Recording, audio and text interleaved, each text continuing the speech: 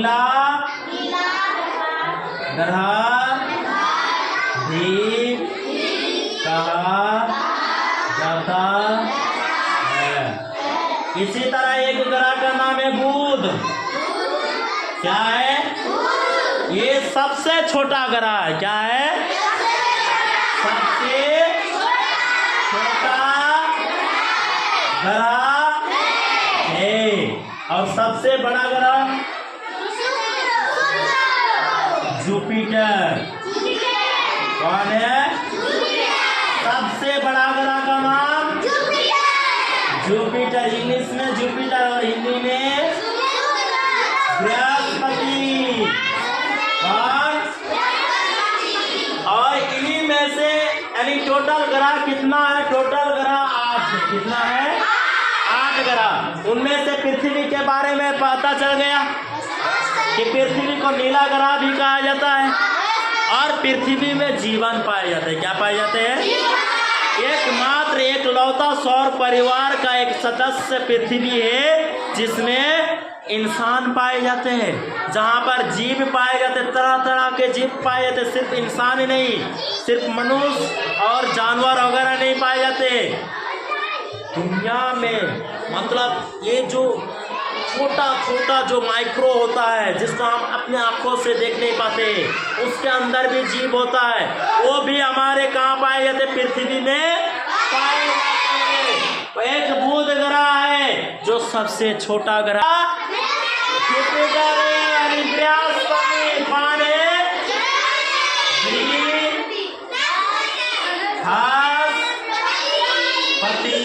ये बृहस्पति सबसे बड़ा है। यहाँ पर आंधी तूफान चलते रहता है। और चौथा नंबर मंगल। अच्छा, इसको फिर सीरियल हिसाब में लिखेंगे जी, मतलब किसके बाद कौन आता है? जैसे बुध के बाद शुक्र, शुक्र के बाद पृथ्वी, पृथ्वी के बाद मंगल। इसी तरह 8 ग्रह को एक सीरीज में लिखेंगे। ओके, पहले रैंडमली जान लो। मंगल ग्रह एक लाल ग्रह है। क्या है? लाल ग्रह है। अच्छा, मंगल ग्रह को हमारे पृथ्वी का भाई भी कहा जाता है। पृथ्वी का भाई कौन है? अच्छा, पृथ्वी का भाई कौन है? पृथ्वी का भाई, चलो लिख दे। पृथ्वी का भाई कौन है? मंगल ग्रह है। कौन? मंगल ग्रह है। अच्छा, भाई है तो बहन भी होगा, तो बहन है शुक्र ग्रह। कौन? पृथ्वी का बहन कौन है? शुक्र ग्रह है। अच्छा, ये शुक्र ग्रह अत्यंत चमकीला होता है। इसको हम अपने आंखों से देख सकते हैं। कब देख सकते हैं? गर्मियों में, सांझ के टाइम। आप देखो, हमारे पृथ्वी नीला ग्रह है। हमारे पृथ्वी का भाई कौन है? मंगल ग्रह। हमारे पृथ्वी का बहन कौन है? शुक्र ग्रह। हमारे पृथ्वी में कितना चांद पाए जाते हैं? एक चांद पाए जाते हैं। और किस ग्रह में 2 चांद पाए जाते हैं? मंगल ग्रह में 2 चांद पाए जाते हैं। मंगल ग्रह में कितने चांद पाए जाते हैं? इसको उपग्रह कहते हैं। क्या कहते हैं? उपग्रह। अच्छा, पृथ्वी किसका चक्कर लगाता है? ये सूर्य है। अब सूर्य के चारों ओर चक्कर कौन लगाता है? पृथ्वी लगाता है। अब पृथ्वी के चारों ओर कौन चक्कर लगाता है? चंद्रमा लगाता है। अब चंद्रमा एक लौता हमारे पृथ्वी का उपग्रह है। क्या इसके पास अपना प्रकाश है? नहीं है। वो किसके प्रकाश से चमकता है? सूर्य के प्रकाश से वो चमकता है। और सूर्य के प्रकाश जैसे ही वहां से हटता है वो दिन हो जाता है। क्या हो जाता है? दिन हो जाता है। चांद रात में दिखाई देता है। अर्थात चांद रात में दिखाई देने के कारण ये है कि चांद सूर्य का प्रकाश अभी उसको मिल रहा है, इसलिए वो चमक रहा है। सूर्य के पास अपना खुद का प्रकाश है, इसलिए तो कहा गया कि सूर्य एक आग का गोला है।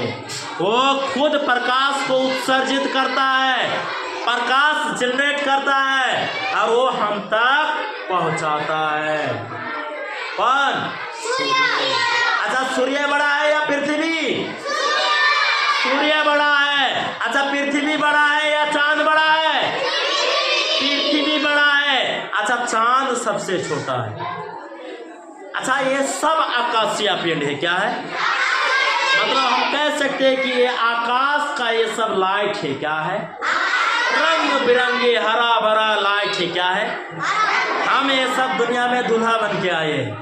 और दूल्हा जब आता है तो उसके लिए सजाया जाता है घरों को, उसके लिए मंडप सजाया जाता है। इसीलिए वो सब सजा हुआ है। क्या? तारों से सजा हुआ है, चांद से सजा हुआ है, सूर्य से अच्छा, शादी ब्याह में एक सबसे बड़ा फिर लाइट होता है कि नहीं होता?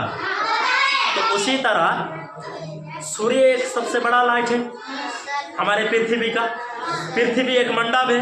पृथ्वी का सबसे बड़ा लाइट कौन है? सूर्य। अब सूर्य से छोटा लाइट कौन है? चांद। अच्छा, सूर्य रात को चमकाता है या दिन को? दिन को चमकाता है। और चांद मतलब दोनों मिलकर हमेशा हम दोनों पृथ्वी को चमकता हुआ रखता है। अब आगे बढ़ो, कहाँ बढ़ो? क्या 8 ग्रह में से 1 2 3 4 5 6 7 8 इन 8 ग्रह में से क्या किसी और ग्रह में पृथ्वी को छोड़कर किसी और ग्रह में जीवन पाए जाते हैं? नहीं, क्योंकि वहाँ पर पानी है तो ऑक्सीजन नहीं, ऑक्सीजन है तो पानी नहीं है, हवा है तो हरियाली नहीं है, हरियाली है तो पानी नहीं है, पानी है। मतलब जीवन जीने के लिए सिर्फ और सिर्फ जो चीजें पाए जाते हैं वो हमारे पृथ्वी में पाए जाते हैं, बाद बाकी किसी में नहीं पाए जाते। इसलिए तो वहाँ पर जीवन का अस्तित्व नहीं, वहाँ पर जीवन नाम का कोई चीज है ही नहीं। अब मिटा दे, चलो ध्यान से सुनो। ये रहा तारा, अब ये रहा सूर्य, ये रहा हमारा पृथ्वी, ये रहा हमारा चांद। आप बताओ इनमें से सबसे बड़ा कौन है? सजाओ ऐसे, आरोही क्रम में सजाओ, आरोही क्रम में सजाओ। मतलब एक सीरीज में बड़ा छोटा से बड़ा में सजाओ, छोटा से बड़ा, छोटा से बड़ा में सजाओ।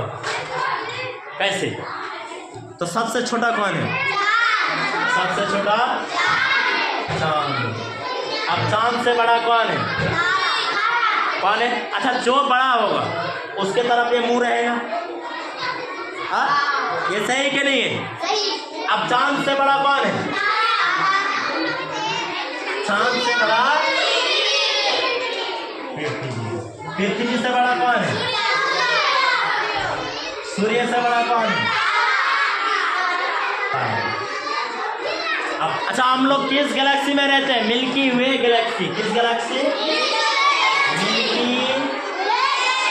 वे गैलेक्सी, मिल्की वे गैलेक्सी। और ये हिंदी में इसको कहा जाता है आकाश गंगा। मतलब आकाश गंगा किसको कहते हैं? तारों के बहता हुआ नदी को आकाश गंगा कहते हैं। पृथ्वी का गंगा ये गंगा है, गंगा जी, और हमारे आकाश का वो आकाश गंगा है, मिल्की वे। बेटा देखो,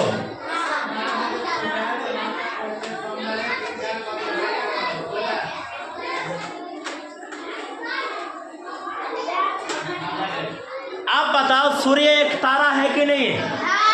तारा है, तारा है। यानी हम कह सकते हैं कि सूर्य हमारे सबसे नजदीकी तारा में से एक है। सूर्य हमारे सबसे नजदीकी तारा है, इसलिए सूर्य टिमटिमाते नहीं है। लेकिन बाकी का तारा सब टिमटिमाते क्यों? क्यों टिमटिमाते हैं? इसका कारण है तारा बहुत दूर होने के कारण वो टिमटिमाते हुए नजर आता है। अब जगह जगह हमको तारों का गुच्छा दिखाई देता है। क्या दिखाई देता है? तो इसी गुच्छा को क्या कहते हैं? तारा मंडल कहते हैं। क्या कहते हैं?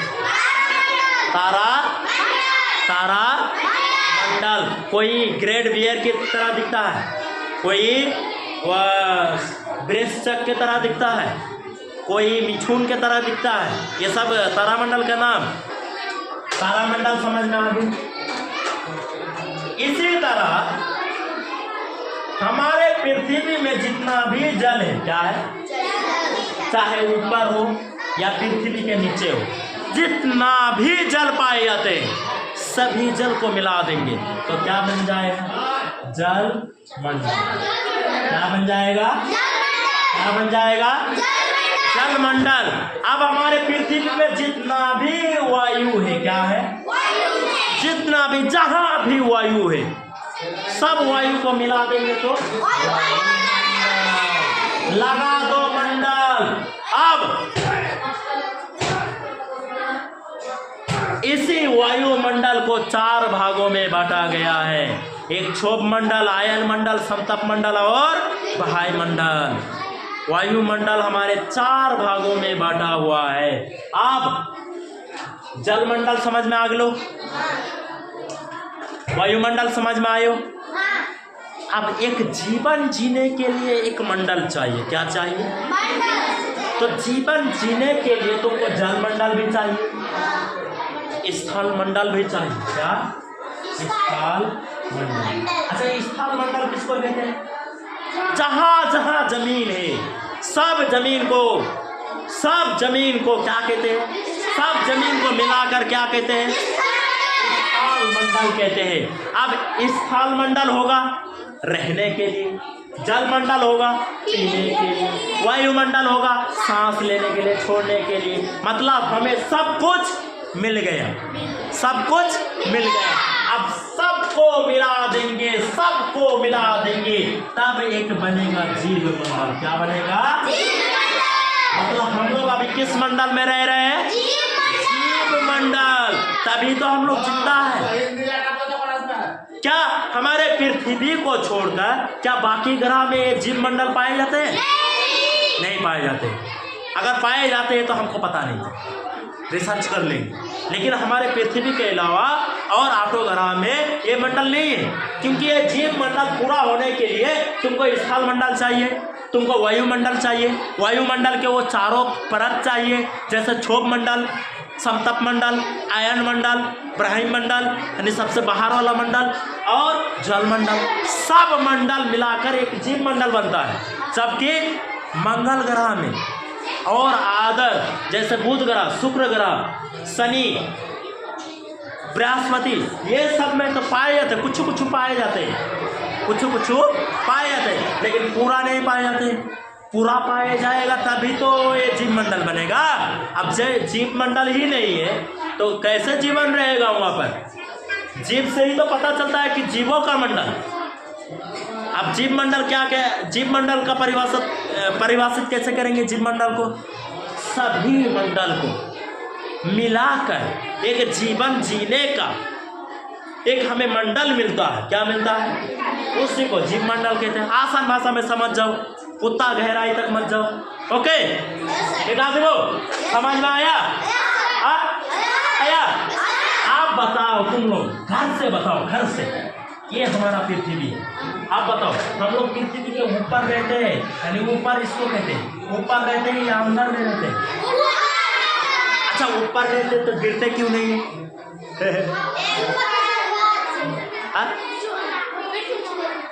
देखो, एक अगर छोटा सा बल रहेगा, छुटका सा, और छुटका सा बल में अगर एक छोटा सा चींटी रहेगा, क्या रहेगा? चींटी रहेगा, तो चींटी के लिए लगेगा कि ये दुनिया बहुत बड़ा है, उसके लिए बल बहुत ही बड़ा नजर आएगा, वो चींटी गिरेगा नहीं। अगर बल को ऐसे भी कर दे, अगर ऐसे भी कर दे, ऐसे भी कर दे, तो वो चींटी गिरेगा नहीं। गुरुत्वाकर्षण बल उसमें काम करेगा और उसको अट्रैक्ट करके रखेगा। हमारा पृथ्वी किसी के ऊपर टिका हुआ नहीं है, वो अपने आप में ऐसे है, अपने आप में ऐसे है, खड़ा है, घूम रहा है। क्या कर रहा है? घूम रहा है। उसके नीचे खाली, ऊपर खाली, साइड खाली, फिर भी हम लोग लटका हुआ है, लटका हुआ है। आप यहाँ पर नहीं रहते क्योंकि नीचे क्या पाए जाते हैं? मिट्टी पाए जाते हैं, पानी पाए जाते हैं, सोना चांदी वगैरह पाए जाते हैं, हीरा मोती कोयला वगैरह पाए जाते हैं। जितना भी खनिज होता है वो सब हमारे ज़मीन के अंदर पाए जाते हैं। बर्फ़ वगैरह सब ज़मीन के अंदर पाए जाते हैं। ज़मीन के ऊपर पहाड़ बन के बर्फ़ वगैरह रहते हैं ऐसे ऐसे। ये देखो बर्फ़ का पहाड़, ये देखो पहाड़। अच्छा, पहाड़ जितना ऊपर होता है ना, उससे कई गुना ज़्यादा नीचे होता है, तभी तो एक पहाड़ टिका हुआ है। पहाड़ को पिलर कहा गया। अगर वो पिलर हमारे पृथ्वी में ना रहे तो पृथ्वी हिलने लगेगा, हिलने लगेगा। घूमने के साथ साथ अगर हिलने लगे तो मतलब भूकंप। अगर भूकंप आया तो पानी मतलब इधर का पानी उधर, उधर का पानी इधर, मतलब क्या आ जाए? सुनामी आ जाएगा। बिना दो तो इसका मतलब क्या साबित हो? हम लोग पृथ्वी के ऊपर रहते हैं। क्या रहते हैं? मतलब ये पृथ्वी है, पृथ्वी के इधर रहते हैं, इधर इधर इधर इधर इधर, और अंदर में वो मिट्टी पानी जितना भी जो कुछ भी पाया जाता है सब पाए जाते हैं। अच्छा, ऐसा नहीं कि पानी सिर्फ ऊपर पाए जाते हैं, ऐसे पृथ्वी के ऐसे धंसा हुआ रहता है। देखो ये हमारा पृथ्वी है, अब यहाँ पानी पाए जाते हैं। क्या पाए जाते हैं? तो पृथ्वी के यहाँ से धंसा हुआ है कि नहीं है? हाँ, इसी तरह चारों तरफ समंदर पाए जाते हैं। टोटल कितना प्रतिशत पानी पाए जाते हैं? 75 या 70? 75-70% पानी पाए जाते हैं हमारे पूरा पृथ्वी में, और मात्र 30% क्या पाए जाते हैं? मिट्टी पाए जाते हैं। तो इतना पानी अगर पानी के रूप में रहे तो हम लोग रह पाते नहीं। इसलिए सब ज़्यादातर पानी, अधिकतर पानी किसके रूप में है? बर्फ के रूप में। किसके रूप में है? बर्फ के रूप में।